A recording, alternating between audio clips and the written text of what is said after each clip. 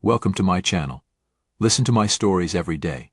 Comment, like and subscribe to my channel. Enjoy listening. The day started like any other Saturday. I was going through my usual morning routine, making coffee and planning my weekend chores. One of my tasks was laundry, a mundane but necessary chore that I often found oddly therapeutic. As I sorted through the clothes, tossing whites into one pile and colors into another, I came across a set of towels that made me pause. The towels were neatly folded, soft, and plush, but what caught my eye was the embroidery. In elegant, golden letters, the name of a well-known hotel was stitched across them. The Grand Elm Hotel. I frowned, trying to recall the last time my wife, Andrea, and I had stayed in a hotel. It had been months, maybe even over a year, since our last trip together. So how did these towels end up in our laundry? "Hey, Andrea," I called out, trying to keep my tone casual. She was in the kitchen, humming softly as she prepared breakfast. "Did you go to a hotel recently?" She appeared in the doorway, wiping her hands on a dish towel. "No, why?" Her eyes flickered to the towels in my hand, and for a brief moment, I saw a flash of something, fear, maybe, before she quickly recovered. "Oh, those. I must have picked them up at a spa day with the girls. You know how they have those fancy towels sometimes." I nodded, not entirely convinced. Andrea wasn't a good liar, but she was good at deflecting. I decided to let it go for now, but the seed of suspicion had already been planted. I couldn't shake the feeling that something was off. As the day went on, I found myself thinking more and more about the towels. Andrea's explanation didn't add up. She never mentioned a spa day, and even if she had, why would she bring hotel towels home? I needed to know more, but I had to be careful. If Andrea was hiding something, confronting her directly might just push her to cover her tracks better. That evening, as we sat down for dinner, I tried to gauge her mood. She was chatty, almost too cheerful, and I couldn't help but feel like she was overcompensating. The more I watched her, the more convinced I became that she was hiding something from me. After dinner, I excused myself to our bedroom, claiming I needed to finish some work. Instead, I sat on our bed, staring at the towels, my mind racing with possibilities. Was she seeing someone else? The thought made my stomach churn. Andrea and I had been married for over 10 years. We had our ups and downs, but infidelity? I couldn't believe it. Yet, here I was, doubting her every word. The next morning, I decided to do a bit of detective work. Andrea had a habit of leaving her phone on the kitchen counter while she made breakfast. I waited until she was engrossed in her cooking before I picked it up, quickly scanning through her messages and recent calls. Nothing seemed out of the ordinary at first, but then I saw a text thread with a contact saved as Beth Spa. "Beth Spa, can't wait to see you again." Andrea, me too. Last time was amazing. My heart pounded in my chest. There was no Beth Spa. This was code for something else, something she didn't want me to know about. I put the phone back, my hands shaking. This was it. This was my proof. Over the next few days, I kept a close eye on Andrea. I noticed her making more excuses to leave the house, always with vague explanations. She'd say she was going shopping or meeting friends, but when I checked with her friends, they hadn't seen her in weeks. My suspicions grew, and I knew I had to take the next step. One evening, I followed her. She left the house around 6 p.m., dressed nicer than usual for a casual night out. I waited a few minutes before grabbing my keys and slipping out the door. I trailed her car from a safe distance, my heart racing with every turn. She drove across town, eventually pulling into the parking lot of the Grand Elm Hotel. I parked a few spots away, watching as she got out and walked towards the entrance. My mind was a whirlwind of emotions, anger, fear, and a deep, gnawing sense of betrayal. I waited for a few minutes before following her inside, keeping my distance. In the hotel lobby, I saw her meet an older man, someone I recognized immediately. It was Richard, my boss. He was in his 70s, with a frail frame but a sharp mind. His granddaughter was getting married soon, and he often spoke about the preparations. Seeing him here, with Andrea, made my blood boil. They didn't linger in the lobby. Richard led Andrea to the elevator, and I followed at a distance, waiting until they were out of sight before approaching the front desk. I needed to know which room they were in, but how? As luck would have it, the receptionist was momentarily distracted. I slipped behind the counter, glancing at the room assignments. There it was, room 712. I took the stairs, not trusting the elevator to be discreet. My mind was racing, trying to process what I was about to do. When I reached the 7th floor, I found room 712 and pressed my ear against the door. Muffled voices, laughter, and then silence. I couldn't wait any longer. I knocked hard, my heart pounding in my chest. The door opened, and there they were, caught in the act. Andrea's face turned white and Richard stumbled back, his eyes wide with shock. "James, what are you doing here?" Andrea stammered, trying to cover herself with a sheet. "I should be asking you the same thing," I replied, my voice shaking with rage. "How could you? With him?" Richard tried to speak, but I cut him off. "Save it. I can't believe either of you. You're disgusting." I turned on my heel, leaving them there in their shame. As I walked away, I knew this wasn't over. Not by a long shot. They had humiliated me, and I wasn't going to let them get away with it. This was just the beginning of my revenge. The intrigue of this betrayal had set the stage for what was to come. The next steps would be crucial, and I was determined to make Andrea and Richard pay for their deceit. This was just the start, and I had a plan to ruin her future and reclaim my dignity. The story of their betrayal would unfold in ways they couldn't imagine, and I was ready to see it through to the bitter end. I drive home, my mind racing with thoughts of revenge. The images of Andrea and Richard together replay in my mind, a sickening loop of betrayal. As I pull into the driveway, I see my neighbor, Martin, waving at me. Martin and I have been friends for years, he's a retired detective and someone I trust. "Hey, James. Everything all right?" he calls out, noticing the dark look on my face. I take a deep breath, trying to steady myself. "Not really, Martin. Got a minute?" He nods, his expression turning serious. "Sure, come on over."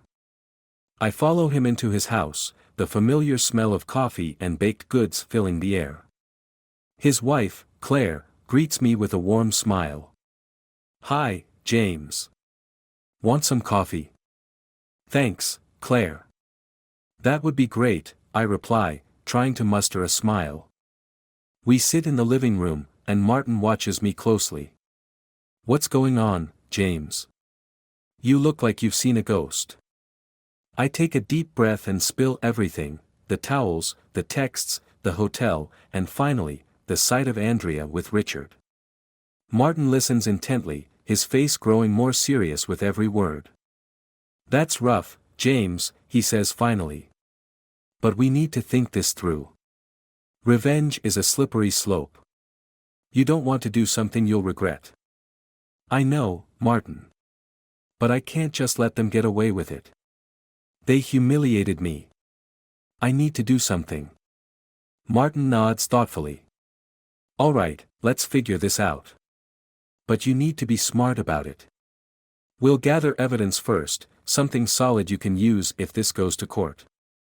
I nod, feeling a bit calmer with Martin's guidance. "Thanks, Martin. I don't know what I'd do without you. We're friends, James. I've got your back." Claire comes in with coffee, and we spend the next hour discussing possible steps. Martin suggests hiring a private investigator to gather more evidence, and I agree. He gives me a contact, a former colleague named Lisa, who's now working as a PI. The next day, I meet with Lisa. She's a sharp, no-nonsense woman in her 40s, with a reputation for getting results. I explain my situation, and she nods, taking notes. I'll get to work right away, James. If Andrea's cheating, we'll find out for sure, she assures me. Days turn into weeks, and I'm on edge, waiting for updates from Lisa. Meanwhile, I continue to act normal around Andrea, pretending nothing is wrong. It's torture, but I need to keep my cover. One evening, as I sit in my car outside the house, Lisa calls. James, we've got something. Meet me at the cafe on Main Street. I drive over, my heart pounding. Lisa is already there, a folder in front of her. She gestures for me to sit, her expression serious. Here's what we've got, she says, opening the folder. Andrea has been meeting Richard regularly at the hotel. We've got photos, texts, and even some video footage. I look through the evidence, my anger growing with every page. This is perfect, Lisa. Thank you. There's more, she continues. Richard's not the only one. She's been seeing another man, younger, works in finance. Name's Peter. I'm stunned. Another man? How long has this been going on? About 6 months, Lisa replies. She's been careful, but not careful enough. I thank Lisa and head home, my mind reeling. Andrea's betrayal runs deeper than I thought. I need to confront her, but I also need to make sure I don't lose my temper. I decide to wait for the right moment. That weekend, Andrea and I have dinner plans with friends, Mark and Sarah. We've known them for years, and they're like family to us. I decide to use this opportunity to gather more information. At dinner, I keep the conversation light, but I notice Andrea is on edge, checking her phone constantly. Mark and Sarah don't seem to notice, but I do. So, James, how's work? Mark asks, breaking into my thoughts. Busy, as usual, I reply, forcing a smile. How about you? Same here. But enough about work. How's married life treating you too? Andrea laughs, a forced sound. Oh, you know, the usual ups and downs. I nod, trying to keep my anger in check. Yeah, just the usual. After dinner, as we drive home, I decide it's time to confront Andrea. We pull into the driveway, and I turn off the engine, facing her. Andrea, we need to talk. She looks at me, her face pale. What's this about, James? I know about you and Richard. And Peter. I know everything. Her eyes widen in shock, and for a moment, she's speechless. James, Save it, Andrea. I've got proof. Photos, texts, videos. How could you do this to me? Tears well up in her eyes, and she starts to cry. I'm sorry, James. I didn't mean for it to go this far. Sorry. That's all you have to say. I shout, unable to contain my anger any longer. You've been lying to me for months, sneaking around behind my back. Do you have any idea how humiliating this is? I know, she sobs. I'm so sorry. I take a deep breath, trying to calm down. Andrea, this isn't over. You've ruined our marriage, and now, I'm going to make sure you face the consequences. Both you and Richard. She looks at me, terrified. What are you going to do? You'll see, I say coldly. You'll see. As I walk into the house, leaving her sobbing in the car, I know the next steps won't be easy. But I'm determined to see this through. Andrea's betrayal has set the stage for a battle, and I'm ready to fight. The intrigue and deceit have only begun to unfold, and the endgame will be more devastating than she can imagine. The plot thickens as I gather my evidence and prepare for the next phase of my plan. Andrea's tears and apologies won't save her now. The path of revenge is set, and with the help of my friends and allies, I'll ensure that Andrea and Richard pay dearly for their betrayal.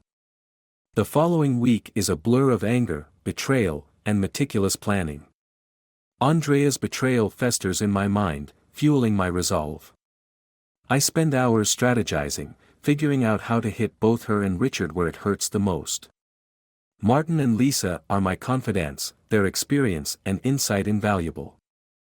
I sit at Martin's kitchen table, a map of the city spread out before us. "We need to be careful," Martin says, tapping a pen against the map. "If we're going to take them down, we have to do it smartly." Lisa nods in agreement. "I've done some digging on Richard. He's got skeletons in his closet, more than you can imagine. We can use that against him." I lean in, eager to hear more. "What did you find?" "Richard has been involved in some shady business deals," Lisa explains, spreading out a series of documents. "Money laundering, fraud, you name it. He's covered his tracks well, but I've got enough to expose him." My eyes widen. This is perfect. If we can link Andrea to his illegal activities, we can ruin both of them. Martin looks thoughtful. "We need to set a trap. Something that will catch them both red-handed." A plan begins to form in my mind, and we spend the next few hours ironing out the details. By the time I leave, I feel a renewed sense of purpose.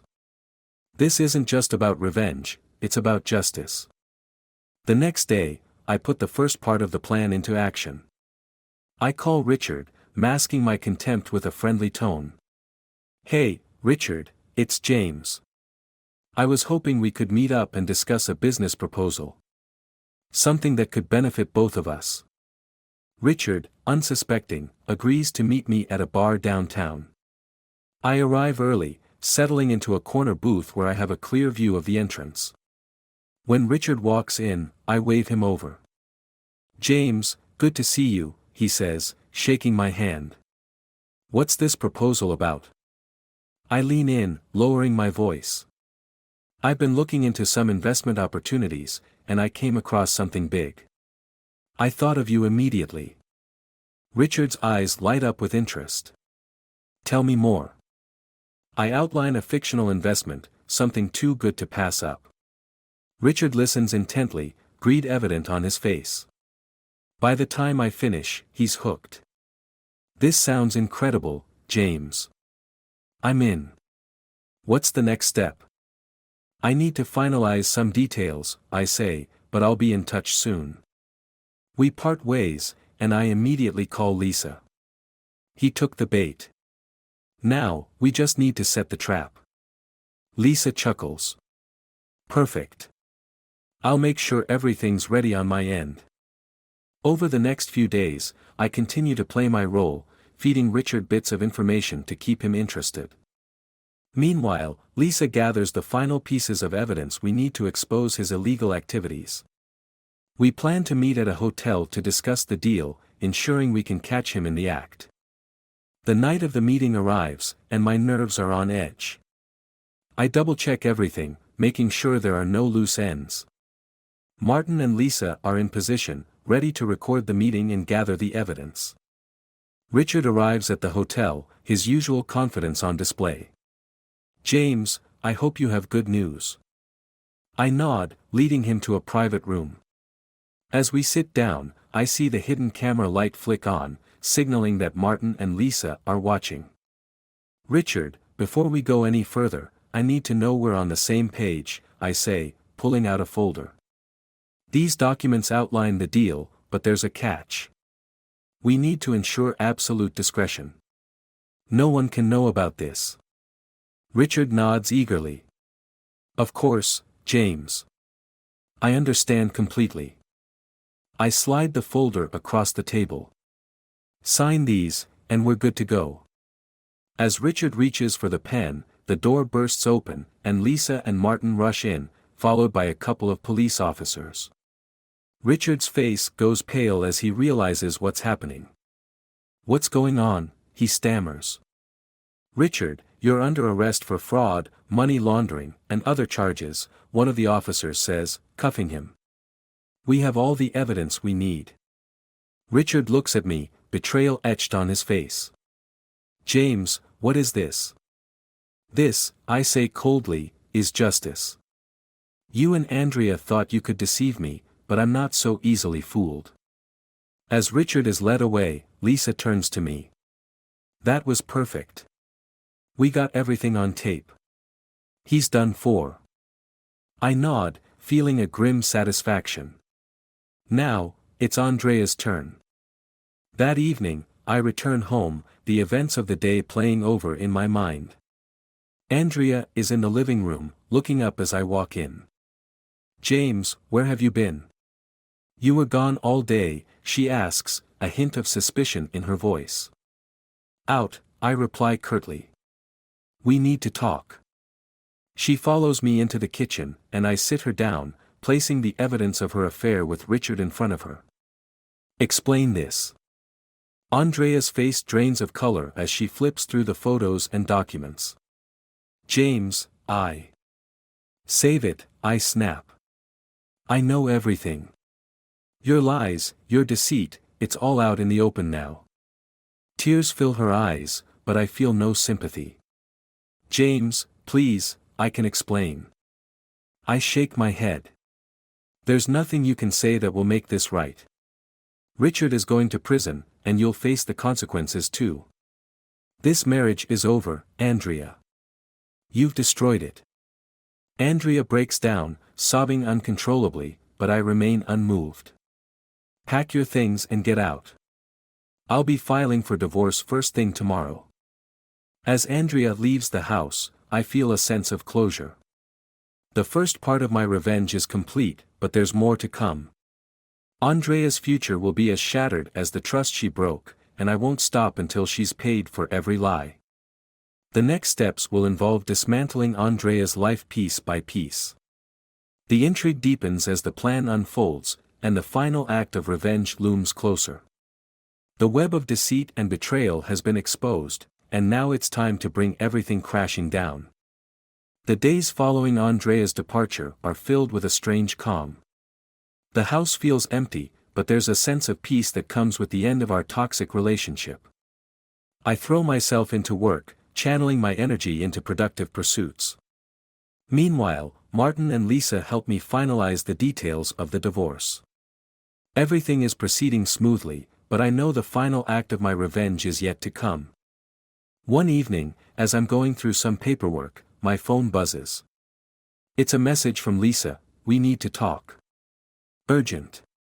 Meet me at the cafe in an hour. My heart skips a beat. Lisa rarely uses the word urgent, and I can't help but feel a sense of foreboding. I grab my jacket and head out, my mind racing with possibilities. When I arrive at the cafe, Lisa is already there, her expression tense. James, thanks for coming.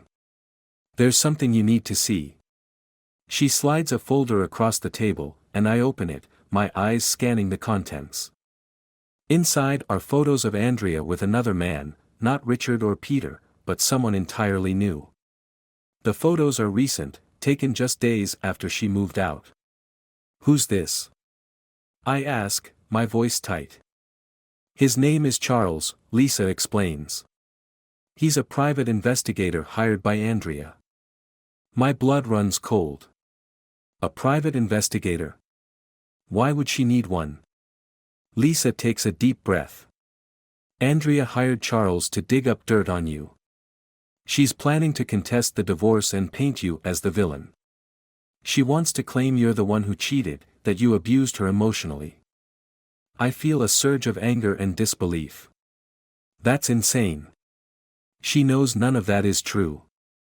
She's desperate, James. She's trying to salvage her reputation and get as much as she can in the settlement. But there's more. Charles has been following you too, gathering evidence to support her claims. I sit back, processing the information. Andrea is more cunning than I gave her credit for. We need to turn this around on her.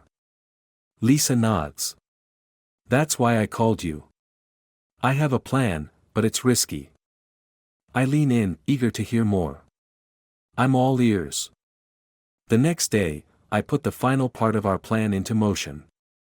Martin and Lisa help me set up a meeting with Charles, under the pretense of wanting to hire him for a job. We arrange to meet at a quiet bar on the outskirts of town, a place where we can talk without being overheard. Charles arrives on time, looking every bit the part of a seasoned PI. "James, nice to meet you," he says, shaking my hand. "Likewise," I reply, motioning for him to sit. "I have a proposal for you, but first, I need to know if you're up for it." "It's unconventional." Charles raises an eyebrow, intrigued. "Go on." "I want you to switch sides," I say bluntly. "Andrea hired you to dig up dirt on me, but I have a better offer. Help me gather evidence against her instead, and I'll make it worth your while." Charles leans back, considering my words. "And why should I trust you?" I smile, pulling out a thick envelope filled with cash. "Because I'm willing to pay double what she is. Plus, you and I both know Andrea's story is full of holes. She's not as innocent as she claims."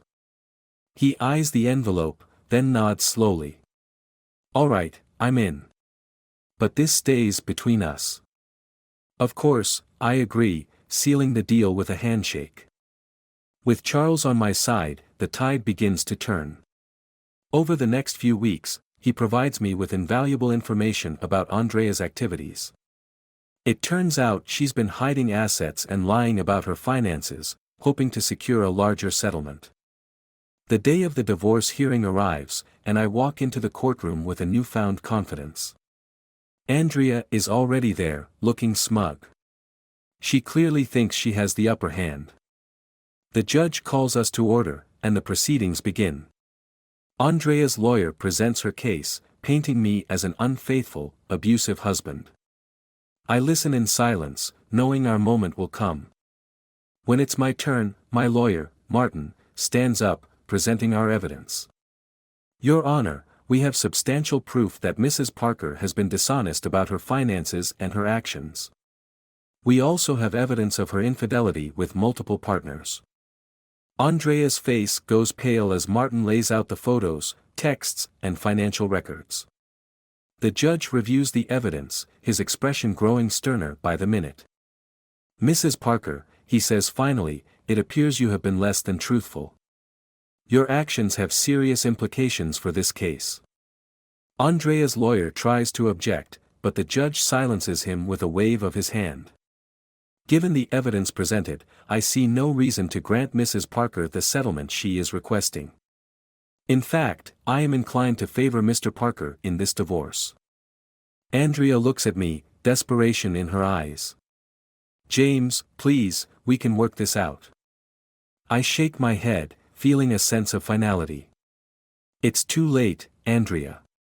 You made your choices." The judge rules in my favor, and as we leave the courtroom, I feel a weight lift off my shoulders. The nightmare is finally over. Or so I think. A few weeks later, I'm at home, enjoying a quiet evening when my phone buzzes with a message. It's from Lisa. "We need to talk. It's important." I call her immediately. "What's going on, Lisa?" "James, there's something you need to know," she says, her voice tense. "Charles wasn't just working for us. He was playing both sides." My heart skips a beat. "What do you mean?" "Andrea knew about our plan. She hired Charles to feed us false information. Everything we used against her in court was planted." The room spins, and I grip the edge of the table to steady myself. "But why? What does she gain from this?" "She knew we'd win the case with that evidence," Lisa explains. "But now, she's going to appeal. With the fake evidence exposed, she'll claim she was set up and paint herself as the victim." I feel a wave of disbelief and anger. Andrea has outmaneuvered me at every turn. What do we do now? Lisa sighs. "We need to find real evidence, something that can't be disputed. We need to dig deeper." I nod, determination replacing my shock. "Then let's get to work. This isn't over yet." The final twist of the knife leaves me reeling, but I'm not beaten. Andrea's cunning move has set the stage for the ultimate showdown, and I'm more determined than ever to see justice served.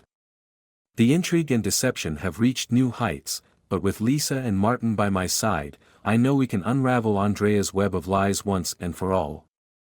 The battle is far from over, and the next chapter in this saga promises to be the most explosive yet.